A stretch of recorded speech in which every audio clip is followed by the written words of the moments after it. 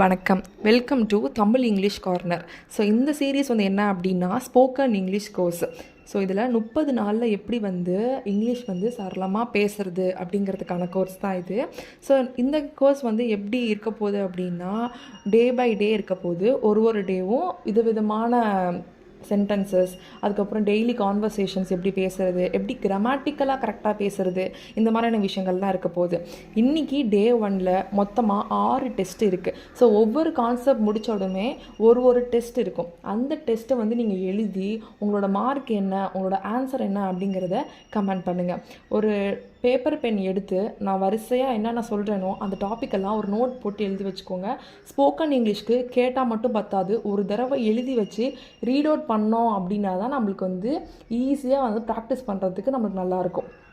So first இன்றைக்கி என்ன பார்க்க போகிறோம் அப்படின்னா அல்ஃபபெட்ஸ். ஸோ நார்மலாக எல்லாருக்குமே தெரியும், இங்கிலீஷில் வந்து 26 லெட்டர்ஸ் இருக்குது. ஏபிசிடி அப்படின்னு தெரியும், நம்மளுக்கு 26 லெட்டர்ஸ் இருக்குது. ஸோ நெக்ஸ்ட் வந்து இந்த 26ல் AEIOU அப்படிங்கிறது தான் வவ்வல்ஸ். எப்படி தமிழில் உயிரெழுத்துக்கள் இருக்கோ அதே மாதிரி இங்கிலீஷில் வந்து வவ்வல்ஸ் அப்படின்னு நம்ம சொல்கிறோம். இந்த வவ்வல்ஸோட முக்கியத்துவம் பின்னாடி வர வீடியோவில் கண்டிப்பாக நம்ம பார்க்கலாம்.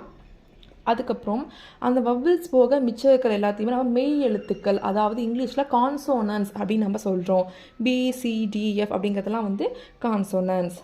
ஸோ நான் சொன்ன மாதிரி டெஸ்ட் இப்போது test number 1, how many vowels are there, எத்தனை வவ்வல்ஸ் இருக்குது இங்கிலீஷில், இதுதான் first question. Second question, what are the vowels, அந்த வவ்வல்ஸ் எல்லாம் என்னென்ன எழுத்துக்கள்லாம் வவ்வல்ஸ். நான் அகெயின் மறுபடியும் சொல்கிறேன், எத்தனை வவ்வல்ஸ் இருக்குது நம்பரில் சொல்லுங்கள், எத்தனை வவ்வல்ஸ் இருக்குது, எத்தனை நம்பர் நம்ம பார்த்தோம் அப்படிங்கிறத சொல்லுங்கள். நெக்ஸ்ட்டு கொஷின் வந்து வாட் ஆர் தி வவ்வல்ஸ், அந்த வவ்வல்ஸ்லாம் எந்தெந்த லெட்டர்லாம் வவ்வல்ஸ். ஸோ இந்த 2 கொஷினுக்கும் ஆன்சர் பண்ணி வச்சுக்கோங்க. Okay, next words. வேர்ட்ஸ்னால் என்ன? வார்த்தை. ஸோ வேர்ட்ஸுங்கிறது என்ன அப்படின்னா குரூப் ஆஃப் லெட்டர்ஸ், ஒன்று அல்லது ஒன்றுக்கு மேற்பட்ட எழுத்துக்கள் சேர்ந்தது தான் வார்த்தை அப்படின்னு சொல்கிறோம். எக்ஸாம்பிளுக்கு சொல்லணுன்னா India, book, pen, flower, table, இது மாதிரி எல்லாமே என்னது ஒரு வார்த்தை. அதாவது லெட்டரெல்லாம் சேர்ந்து ஒரு வார்த்தையை உருவாக்குது. ஓகே, நெக்ஸ்ட்டு வந்து சென்டென்சஸ். சென்டென்சஸ்னால் என்ன? வாக்கியம். எப்போயுமே ஸ்போக்கன் இங்கிலீஷை நம்ம 1 வேர்டில் ரிப்பீட் பண்ண மாட்டோம். மோஸ்ட்லி என்ன பண்ணுவோம், நம்மளுக்கு வந்து இங்கிலீஷ் தெரியல அப்படிங்கிறப்போ நம்ம 1 வேர்டில் சொல்லுவோம். எஸ், நோ, எஸ், நோ, இந்த மாதிரியான ஒரு வார்த்தைகள் நம்ம சொல்லுவோம். ஆனால் ஸ்போக்கன் இங்கிலீஷ்க்கு ரொம்ப முக்கியமே சென்டென்ஸில் பதில் சொல்கிறது, வாக்கியமாக அவங்களுக்கு வந்து பதில் கொடுக்கறது தான் ஸ்போக்கன் இங்கிலீஷில் இருக்கிறதுலே வந்து பெஸ்ட்டு. ஸோ இப்போ என்ன பண்ணுறோம் அப்படின்னா சென்டென்சஸ்னால் என்னன்னு முதல்ல பார்க்குறோம். சென்டென்சஸ்னால் என்ன? Group of words that give an idea or message. வார்த்தைகளின் முழு கோர்வை. நிறைய வார்த்தை இருக்கும், அந்த வார்த்தையெல்லாம் ஒன்றா சேர்த்து ஒரு சென்டென்ஸ் மாதிரி ஃபார்ம் பண்ணி நம்ம பதில் சொல்கிறோம். அந்த ஒரு சொல்கிற பதிலில் வந்து ஒரு அர்த்தம் இருக்கணும். ஃபார் எக்ஸாம்பிளுக்கு my name is Kala. My name is கலானா என்ன? என் பேர் கலா. ஓகேவா? அப்போ மைன்றது ஒரு வார்த்தை, நேமுங்கிறது ஒரு வார்த்தை, இஸ்ங்கிறது ஒரு வார்த்தை, கலாங்கிறது வார்த்தை. இந்த மாதிரி நிறைய வார்த்தைகள்லாம் சேர்ந்து ஒரு சென்டென்ஸாக மை நேம் இஸ் கலா அப்படின்னு மாறிடுச்சு. இதில் ஒரு அர்த்தம் இருக்கா? என்னுடைய பெயர் கலா அப்படின்னு ஒரு அர்த்தம் இருக்குது. 2வது எக்ஸாம்பிள் பாருங்கள், வாட் இஸ் யுவர் ஏஜ். 4 வார்த்தைங்க இருக்குது, 4 வார்த்தைங்க சேர்ந்து சென்டென்ஸாக மாறுது. வாட் இஸ் யுவர் ஏஜ்னா என்ன? ஏஜ்னா வயது, யுவர்னா உன்னோடது. வாட் இஸ் யுவர் ஏஜ், உன்னுடைய வயது என்ன அப்படின்னு சொல்லி கேட்குறோம். ஸோ இப்படி தான் பேசிக்காக நம்ம வேர்ட்ஸை வந்து சேர்த்து ஒரு சென்டென்ஸாக ஃபார்ம் பண்ணுறோம். ஓகே, இந்த சென்டென்சஸ் தான் முக்கியம்னு சொல்லியாச்சு. இந்த சென்டென்சஸில் எப்போவுமே 2 பகுதி இருக்குது, அதாவது 2 பார்ட்ஸ் இருக்குதுன்னு சொல்லலாம். ஒரு பார்ட் என்ன அப்படின்னா சப்ஜெக்ட், இன்னொரு பார்ட் என்ன அப்படின்னா வேர்பு. அதாவது சப்ஜெக்ட்னா என்னென்னா ஒரு சென்டென்ஸ் பற்றி சென்டென்ஸ் பேசுகிறோம் சொல்கிறோம் அப்படின்னாலே யாரையோ பற்றி நம்ம மென்ஷன் பண்ணுவோம். கண்டிப்பாக ஒருத்தங்களை பற்றி பேசுவோம், இல்லை அப்படின்னா ஏதாவது ஒரு பொருளை பற்றி, உயிரற்ற பொருளை பற்றி பேசுவோம். அப்போ கண்டிப்பாக ஒரு பர்சன் இல்லை ஒரு திங் பற்றி தான் பேசுவோம். அதை தான் இந்த இடத்துல சப்ஜெக்டு அப்படின்னு நம்ம சொல்கிறோம். சப்ஜெக்ட்னா என்ன? ஒரு பர்சனாக இருக்கலாம், ஒரு திங்காக இருக்கலாம், ஒரு பொருள், ஏதோ ஒரு பொருளை பற்றி பேசுகிறோம், அதுக்கு பேர் தான் சப்ஜெக்ட். நெக்ஸ்ட்டு என்ன அப்படின்னா வேர்ப். வேர்ப்னா என்னென்னா, நம்ம சப்ஜெக்ட் சொன்னோமா, ஒரு பர்சன் இருக்காங்க, ஒரு திங் இருக்குன்னு சொன்னோமா, அந்த பர்சன் இல்லை அந்த திங் பண்ணுற வேலையை, அந்த திங் பண்ணுற செயலை குறிப்பது தான் வேர்பு.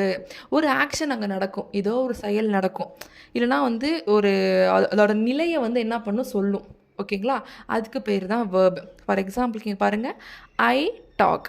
ஐங்கிறது யார்? சப்ஜெக்ட். நான். ஐனா யார்? நான்.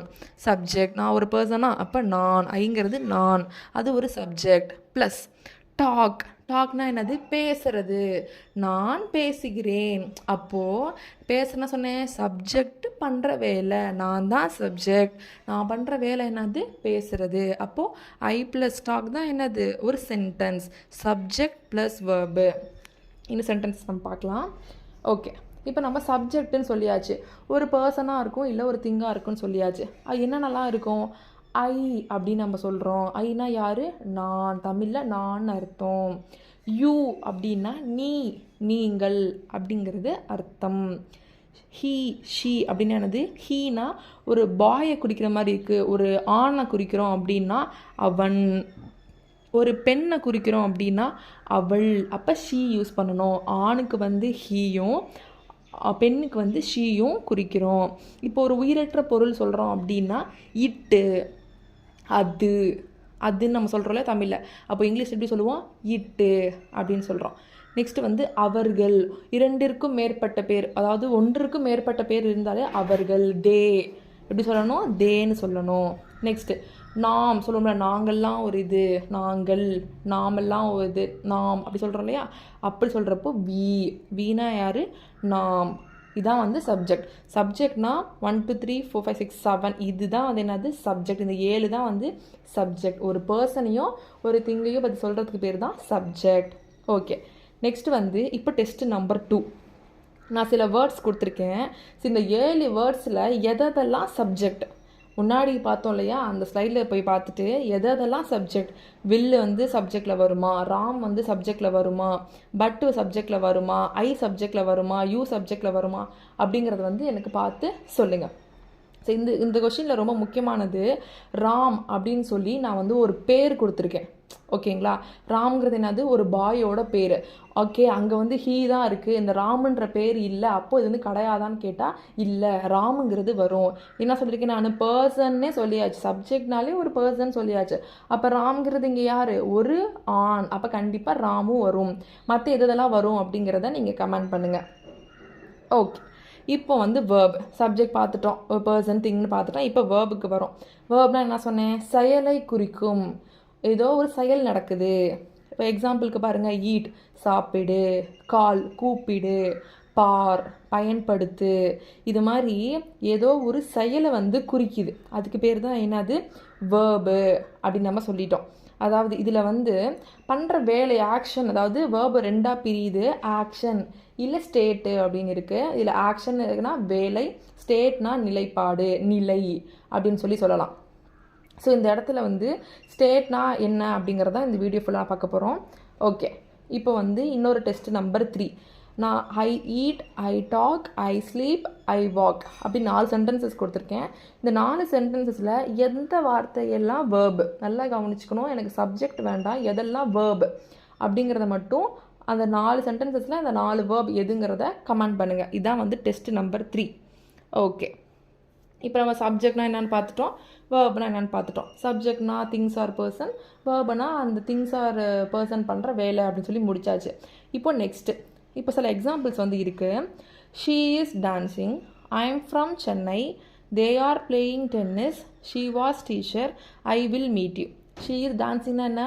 அவள் நடனம் ஆடுகிறாள் அப்படின்னு அர்த்தம். ஐ எம் ஃப்ரம் சென்னை, நான் சென்னையில் இருந்து வருகிறேன். தே ஆர் பிளேயிங் டென்னிஸ், அவர்கள் டென்னிஸ் விளையாடுகிறார்கள். ஷீ வாஸ் டீச்சர், அவள் ஆசிரியை. ஐ வில் மீட் யூ, நான் உன்னை சந்திக்கிறேன். ஓகேவா? ஸோ இந்த எல்லாமே என்னது நம்மளுக்கு ஈஸியாகவே தெரியும். ஹீ, ஷீ, தே, ஐ இது எல்லாமே சப்ஜெக்ட். ஈஸியாக நம்ம கண்டுபிடிச்சிட்டோம். அதே மாதிரியே வந்து ப்ளே பண்ணுறது, டீச்சராக இருக்கிறது, மீட் பண்ணுறது, டான்ஸ் பண்ணுறது, இது எல்லாமே அந்த சப்ஜெக்ட் பண்ணுற வேலை, இது எல்லாமே வேர்பு அப்படிங்கிறத நம்ம கண்டுபிடிச்சிட்டோம். ஆனால் இடையில வந்து இஸ்ஸு, ஆமு, ஆறு, வாசு, வில்லு இதெல்லாம் இருக்குது. ஸோ இதெல்லாம் எதுக்கு நம்ம யூஸ் பண்ணுறோம்? ஓகே, இப்போ நான் என்ன சொன்னேன்? சப்ஜெக்ட் ப்ளஸ் வேர்ப் தான் சென்டென்சஸ் அப்படின்னு நம்ம சொல்லியாச்சு. இப்போ வந்து உங்ககிட்ட நான் வந்து ஒரு கேள்வி கேட்குறேன்.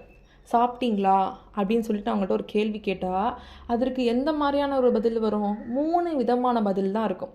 நீங்கள் சாப்பிட்ருந்தீங்க அப்படின்னா சாப்பிட்டேன் அப்படின்னு பாஸ்ட் டென்ஸ் இறந்த காலத்தில் பதில் சொல்லுவீங்க. இல்லை சாப்பிட்டுட்டு இருக்கேன் அப்படின்னு ப்ரெசன்ட் டென்ஸில் சொல்லுவீங்க. இல்லை சாப்பிடுவேன் அப்படின்னு ஃப்யூச்சர் டென்ஸ் வருங்காலத்தில் சொல்லுவீங்க. அப்போ பதில்கள் எப்போயுமே 3 தன்மையாக தான் இருக்கும். ஒன்று முடிஞ்சிருக்கும், இல்லை நடந்துட்டு இருக்கும், இல்லை வந்து நடக்க போகிறதா இருக்கும். அப்போ 3 விதமாக தான் இருக்கும். அப்போ நம்ம எல்லாத்துக்குமே போயிட்டு ஐ ஈட் அப்படின்னு சொல்லி சப்ஜெக்டையும் வேர்பை மட்டும் பண்ணக்கூடாது, அதோட காலத்தையும் சொல்லணும். அதுக்கு தான் என்ன யூஸ் பண்ண போகிறோம் அப்படின்னா be form of verbs use பண்ண போகிறோம். ஓகேங்களா? பி அப்படின்னா என்ன அப்படின்னா இருத்தல், அப்படிங்கிறது தான் பிக்கு வந்து அர்த்தம். ஓகேவா? இப்போ வந்து ஃபஸ்ட்டு கொஷின் வந்து பார்க்கலாம் நம்ம பி ஃபார்ம் வேர்ப்ஸில். ஆம்னா என்னது? இருக்கிறார் அப்படிங்கிறது அர்த்தம். இஸ் அப்படின்னா இருக்கிறேன். ஆர் அப்படின்னா இருக்கிறார்கள், ப்ளூரல், அதாவது நிறைய பேர் இருக்கிறப்ப இருக்கிறார்கள். வாஸ் இருந்ததுன்னா முடிஞ்சு போயிடுச்சு. வேர் இருந்தார்கள், அதாவது நிறைய பேர் வந்து ஒரு காலத்தில் இருந்தாங்க அப்படின்னு சொல்லி முடிஞ்சு போனதை பற்றி பேசுகிறோம். அப்போ வேர். வில் பி இருப்பேன், வருங்காலத்தை பற்றி பேசுது. ஸோ இந்த 6 தான் என்ன அப்படின்னா பி வேர்ப்ஸ்.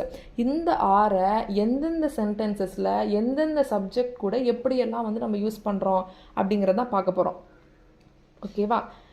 ஓகே, இப்போ வந்து என்ன சொன்னேன்? எப்பயுமே 3 வகையாக தான் அந்த சென்டென்சஸ் வந்து இருக்கும். ஒன்று ப்ரெசன்ட் டென்ஸில் ஆன்சர் பண்ணுவோம், இல்லை பாஸ்ட் டென்ஸில் ஆன்சர் பண்ணுவோம், இல்லை ஃப்யூச்சர் டென்ஸில் ஆன்சர் பண்ணுவோம். இப்படிங்கிறத பார்த்தாச்சு. இப்போ ப்ரெசன்ட் டென்ஸில் பார்த்துக்கலாம்.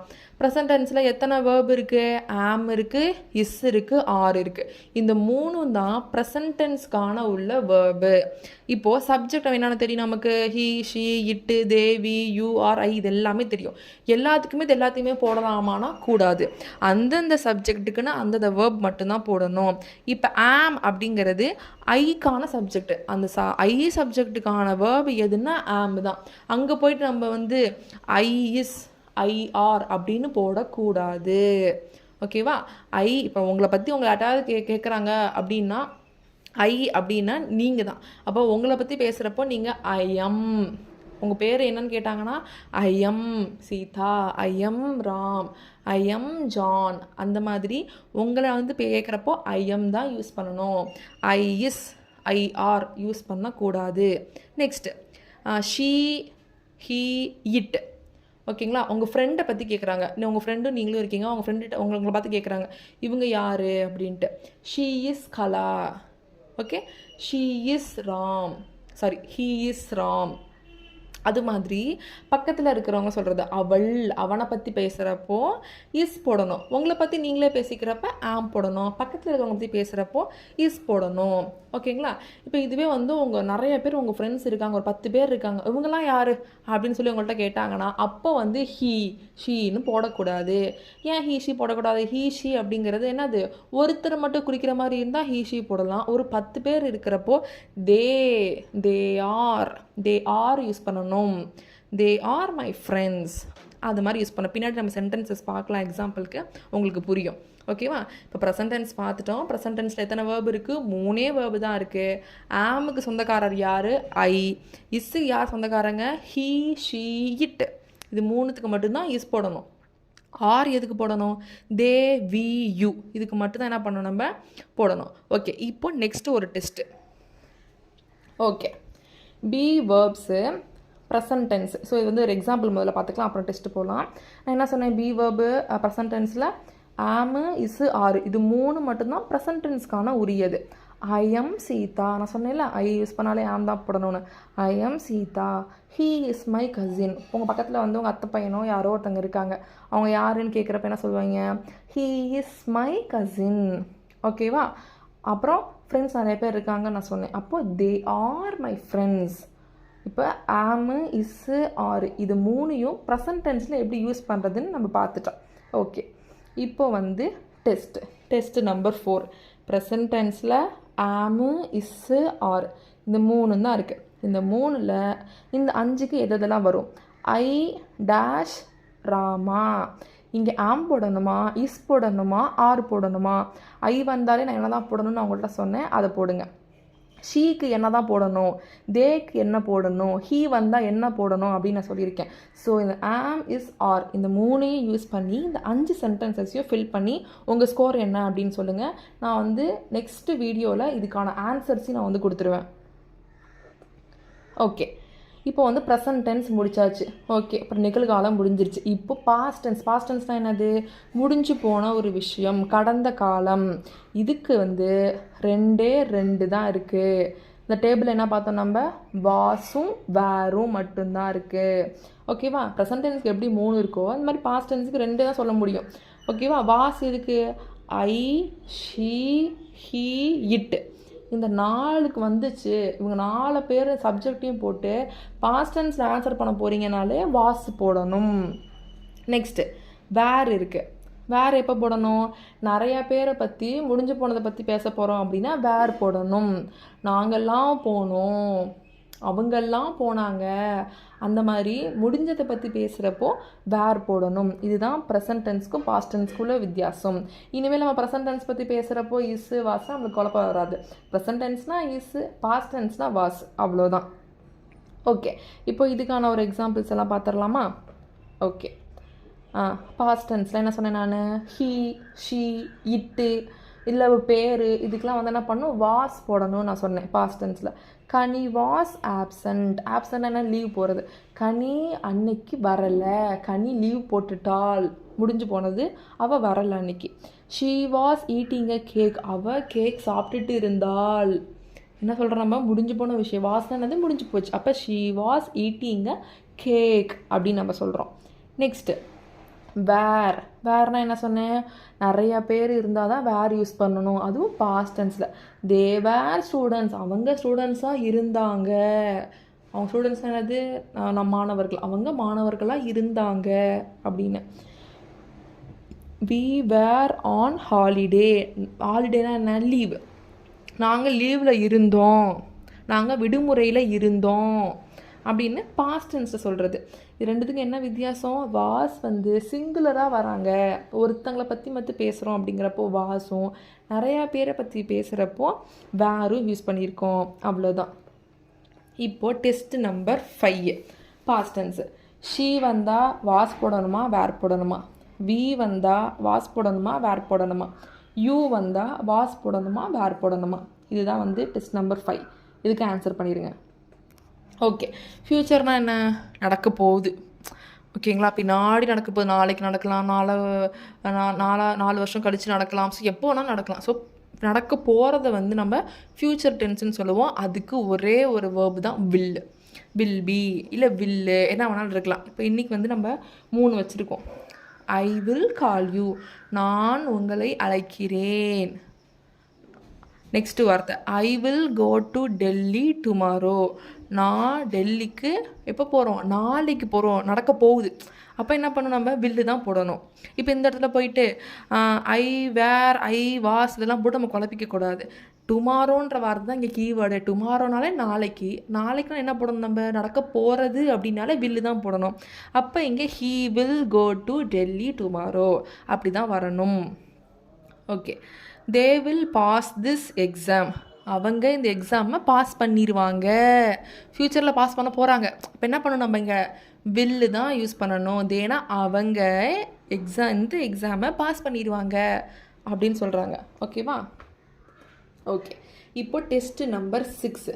ஓகே, ஐ இதுதான் இருக்கிறதுல ரொம்ப ஈஸி. ஐ, தே, இட்டு, வி, ஷி எது வந்தாலும் என்ன வார்த்தை யூஸ் பண்ண உங்களுக்கே தெரியும். அந்த வார்த்தையை போட்டு நீங்கள் ஆன்சர் பண்ணுங்கள். ஸோ டோட்டலாக இந்த 6 டெஸ்ட்லேயும் எவ்வளோ மார்க், ஒரு கொஷினுக்கு 1 மார்க், ஸோ மொத்தமாக எவ்வளோ கொஷின்ஸ் கேட்டிருக்கணும், எல்லா கொஷின்ஸ்க்கு ஆன்சர் பண்ணி உங்களோட ஸ்கோர் என்ன அப்படிங்கிறத மறக்காமல் கமெண்ட் பண்ணுங்கள். நெக்ஸ்ட்டு வீடியோஸில் இதை விட அட்வான்ஸான சென்டென்சஸும் டெய்லி நம்ம எப்படி யூஸ் பண்ணுவோம்ல ப்ராக்டிஸ் பண்ணுறதுக்கான சென்டென்சஸும் டெய்லி ஒரு 15 சென்டென்சஸ் வந்து நம்ம ஆரம்பிக்க போகிறோம். வேர் ஆர் யூ, எங்கே இருக்கிறாய், லெட்ஸ் கோ, போகலாம், ஐ நோ, எனக்கு தெரியும், ஜஸ்ட் நவ், இப்போதுதான், ஹவ் மச், எவ்வளவு, தேங்க்யூ.